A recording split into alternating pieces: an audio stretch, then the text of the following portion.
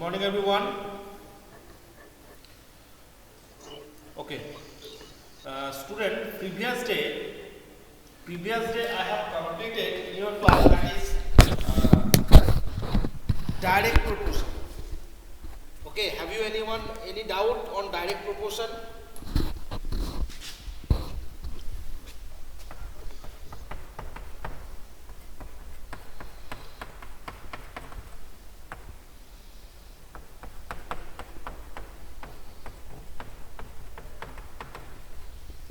Okay, anyone have any doubt? Okay, now today I will start exercise 13.2. Exercise 13.2, that is inverse proportion. Okay, so in the direct proportion we have noticed that if two variable, that is x and y, and values are, if the values are x1 y1 x2 y2, the ratio are constant. Ratio are constant means that is x1 by y1 equal to x2 by y2 equal to x3 by y3. That ratio are constant. Okay, but in the inverse proportion,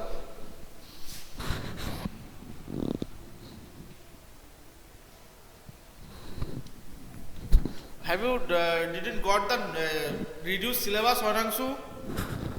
I hope from that exercise 13.2 is included in your syllabus.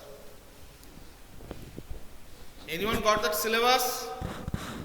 That reduced syllabus? Anyone?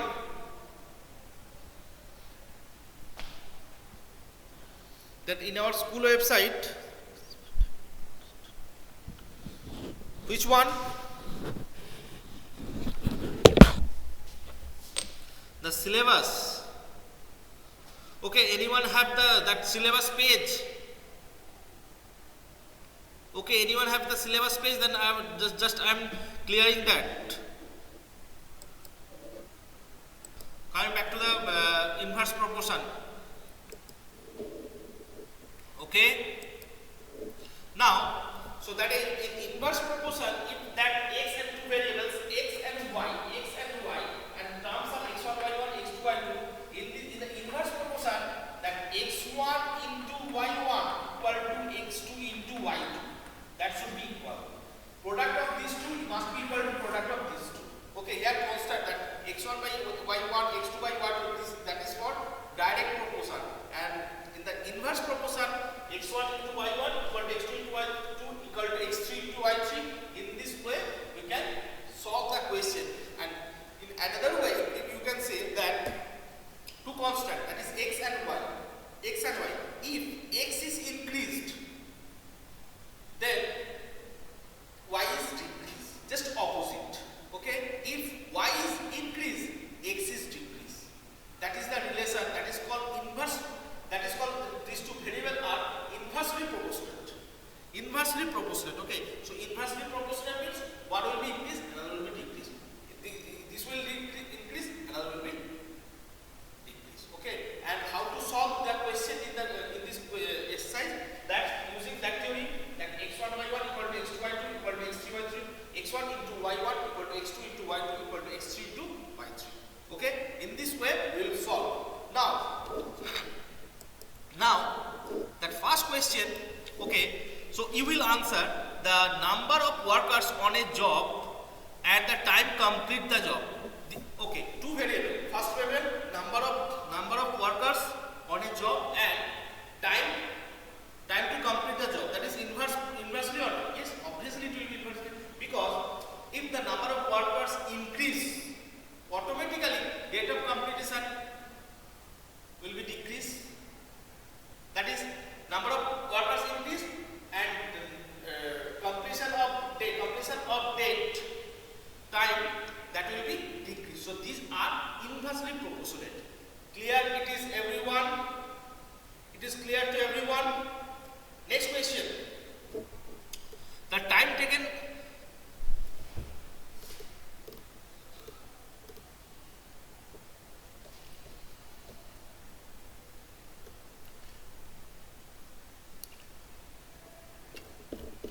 Next question, the time taken for a journey and distance travel in a uniform speed. So time and distance. What will be the answer? What will be the answer? It is direct proportion or inverse proportion. For more time, more distance you will cover. So it is not direct proportion. It is not inverse proportion. It is not inverse proportion. It is clear? It is clear, everyone? It is just in this exercise you have to mention it is inverse proportion or not. So I can say it is not an inverse proportion. Next question, part 3. Part 3, area of cultivated land and the crop harvested. Area of cultivated land and crop harvested. Okay. So what will be the relation? That if area of the land and crop harvested. So if you have more area, you can harvest more. Both are increased, not are opposite. If you have more, if land area increase, crop harvested, the amount will be increased. So these are not inverse proportion. Okay, clear it is. Next, that is 4 and the time taken for a fixed journey and speed of vehicles. Yes, time taken for a fixed journey and speed of vehicles. Okay, obviously it is inversely proportional because if speed is increased, time will be less. Okay, to cover a distance, if speed is increased with less time, you will reach your point. Okay, so it is inversely proportional. Okay, so and last one, the population of a country and area of land per person. Population of country and the area of land per person. Obviously, it is inversely proportional because if population increase, the land per person will be decreased. That is increase population increase. That is population and that is land per person. If population increase, then land per person will be automatically decreased. So that is inverse proportion.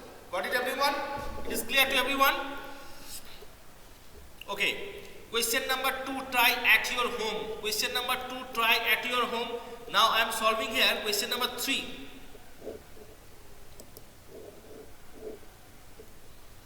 Question number 3 I am solving here.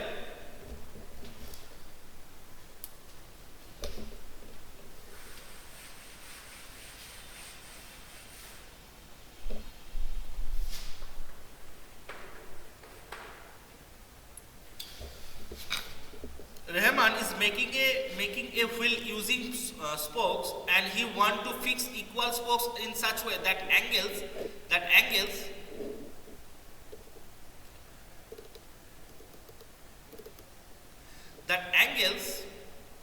of between any pair is consecutively spokes are equal. Okay, so we have to say the answer. Okay, so first of all, that when that number of, I am writing that box. Number of spokes,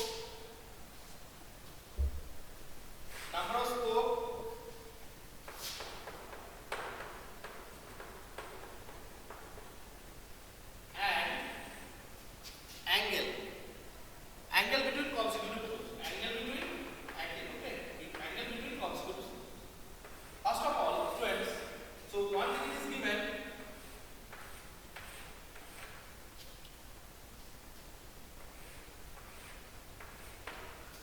First 4, that is 90 is given. 6, 16. We have to complete for 8, 10, 12. Okay, 8, 10 and 12. Okay. So first of all,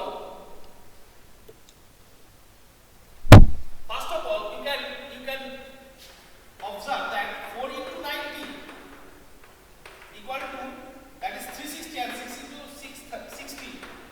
Both are 360. So it is in inverse proportion. So it is in inverse proportion. So you can say I am taking that is x, y and z. I am taking x, y and z. Okay. As it is in inverse proportion, so you can say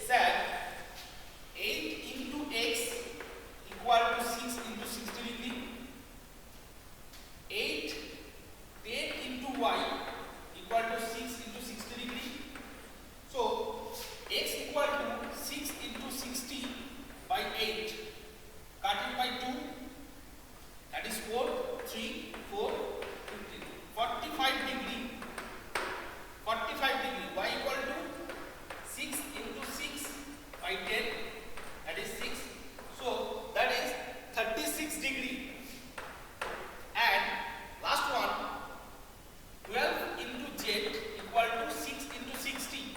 So Z equal to 6 into 60 by 12, that is 5. So 30 degree. That is 30 degree. So we will get the value of x, y and z. So I have told you for inverse proportion, the product of these two x1 y1 equal to x2 y2 equal to x3 y3 equal to x4 y4 equal to x y. Using that logic, I have find the angles between when 8 spokes are attached there, when 10 spokes are attached there, and 12 spokes are attached there. The angles are consecutive spokes and they are equal. Okay? Got it, everyone? Got it, everyone? Any problem, any doubt? Quickly. Okay. Next. So question number 4, I hope you can solve at your notes. I am solving now question number 5.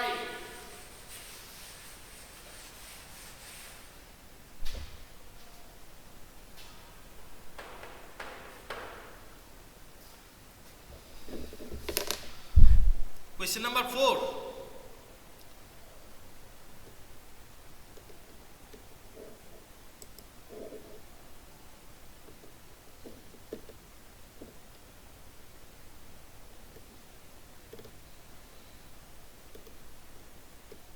Okay, any part is left there?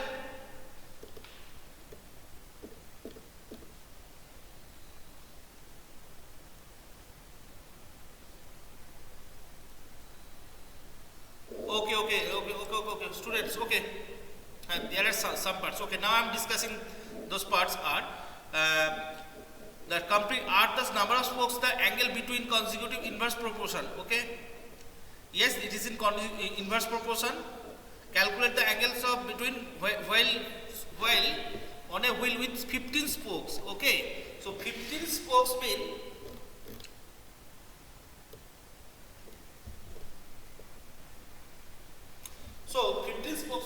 they are in inverse proportion. So you can say for 15 spokes the angle is W. Therefore 15 into W equal to 6 into 60. So W equal to 6 into 60 by 15. 24 degree.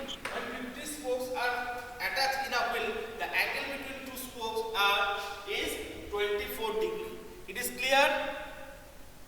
And third part 3. Part 3, that question, if the angle between two spokes is 40 degree, angle between two spokes is 40 degrees, then how many spokes are there? I am taking that is K. So K spokes are there. So K into 40 degree. K into 40 degree equal to 6 into 60 degree. So K 6 into 60 by 40. So it will be 0, 0 remove 2, 3, 2, 3. So how many spokes are there? 9. How many spokes are there? 9. It is clear to everyone? It is clear to everyone? Yes or no? So 9 spokes are there. When angle between two consecutive spokes are 40 degrees, then that will 9 spokes are attached there. Okay, it is clear? It is clear to everyone? Yes or no? Quickly answer it, madam.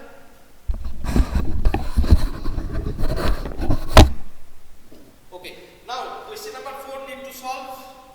Question number 4 need to solve, or I will skip on question number 5. If you say it is needed to solve question number 4, then I will solve. Otherwise, I will skip on question number 5.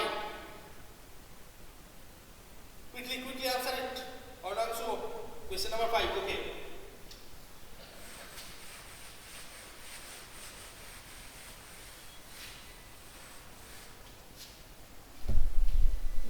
Okay. Okay. Read the question number 5. Read the question number 5. A farmer has enough food for feed 20 animals in his cattle for 6 days. How long would the food last if 10 more animals is in his cattle? Okay.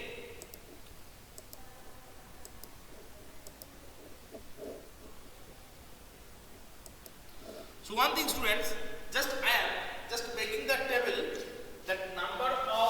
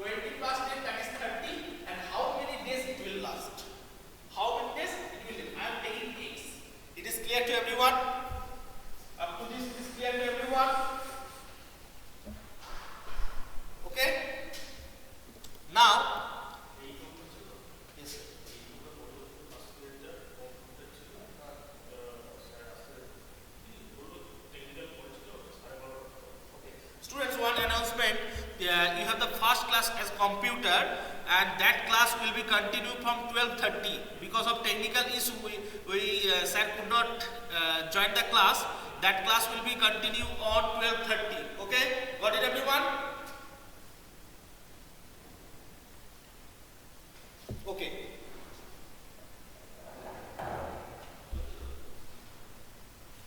Okay, next. So up to this it is clear.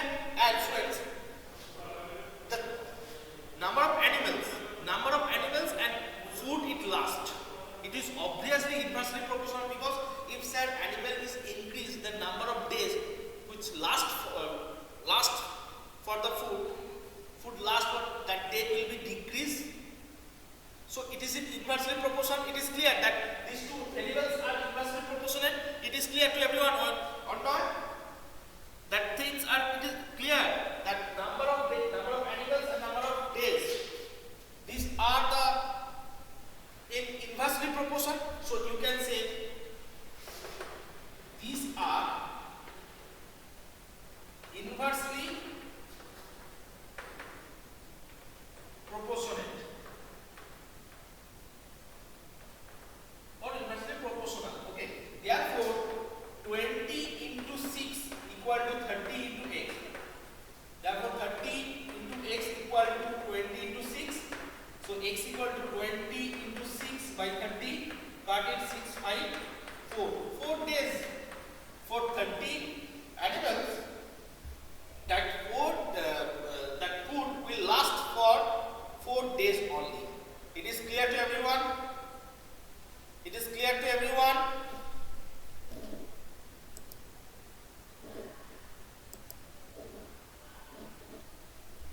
Okay.